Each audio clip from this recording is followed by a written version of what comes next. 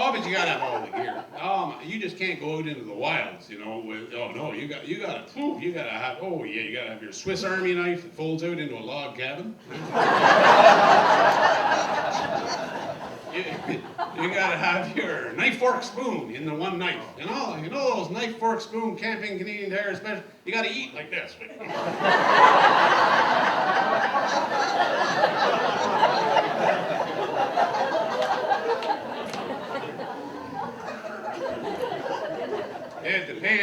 Had the pants with the zippers on them that zip off in the shorts, 2 pairs of pants in one. I was going to this place called I think it's called the Mountain Equipment Co-op out in Vancouver to get all the gear. And I bought these shorts, and it got hot. It was downtown Vancouver. I unzipped one leg, and then the other one stuck. So now I'm stuck there with one leg. I want to go to a bar and it says no shorts allowed. I got to sidle up to the back.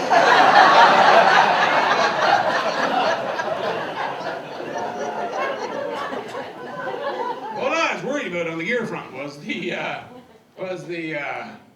aforementioned grizzly bear. And bears, of course. The word on bears is they're unpredictable. They might walk away if they see you. They might rip off your head and eat your skull. You know, they're whimsical that way.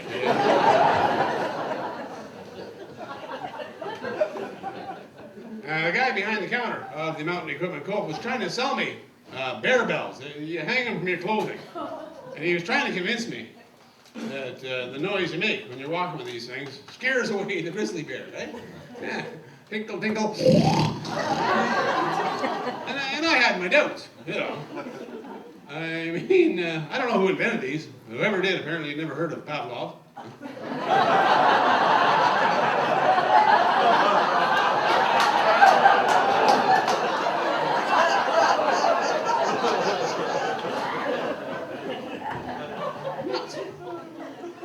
And you know, the first person that gets eaten wearing these bells, well, everybody else, you're not so much a deterrent as you're an advertisement. You come tinkling down the hiking trail, you're basically the ice cream truck here.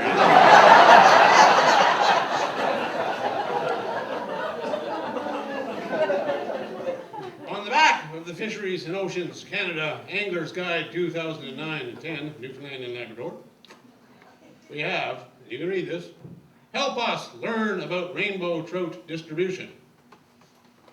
Well, are we supposed to pay for their schooling now too, is it? These are fisheries officers. They're wandering around the streets of Stephenville apparently now, all looking at this and saying, we know nothing, here, help us learn.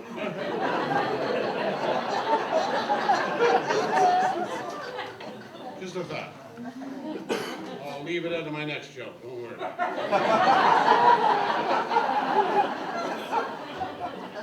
But you are blessed with some beautiful country around here, even if you weren't fishing. I figured out the fishing thing. It's not about really catching fish. God, I hope it's not, because I'd be the least successful fisherman in the world, you know.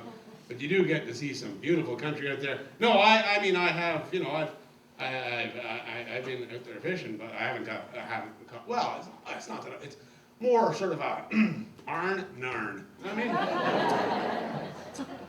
Rex Murphy would say that in answer to the rhetorical question, arn. I would have to reply.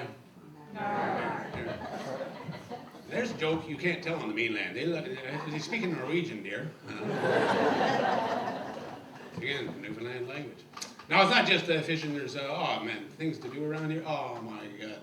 Kayaking. That's you got to go kayaking or you're nothing. My God. You got to have the kayak. There seems to be, although I will say, here in other parts of the country, too, I've noticed, there seems to be more kayaks on the roofs of cars than you actually see in the water. Am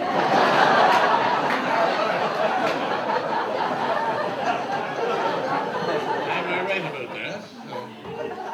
I think so. It's not really... It's about looking good.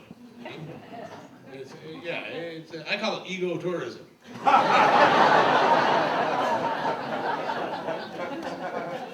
Because I noticed that you got different types of campers all over the place. Of course, but you know, you're getting, oh my God, you got the big Winnebago convention or the Airstream Trailer Convention. You got some pretty fancy, you got some people here from down there. You got some. You might as well just hook your ball hitch to your house, I'm thinking. I swear to God, I saw one coming through Cornerbrook now the other day, and it was like, this was the largest one I've ever seen. This was like a Winnebago. Oh, God. What did we say in Quebec? Honesty, ça c'est un bon Winnebago, Colin. We got our own language problems there, too.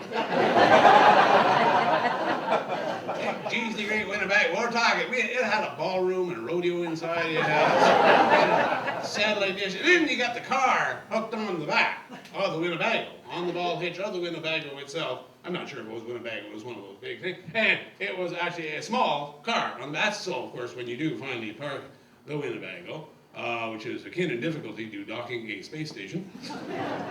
You got a little car to drive around the Winnebago is what you got.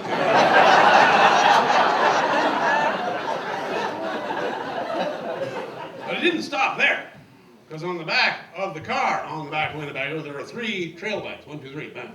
Huh? All right. No, did it stop there? Narn. Arn stoppage, narn stoppage. Use it for a lot of things. No, on the back of that, hanging from the last seat, of the last trail bike, was a set of inline skates. Now, I don't know if there is a psychological term for fear of walking.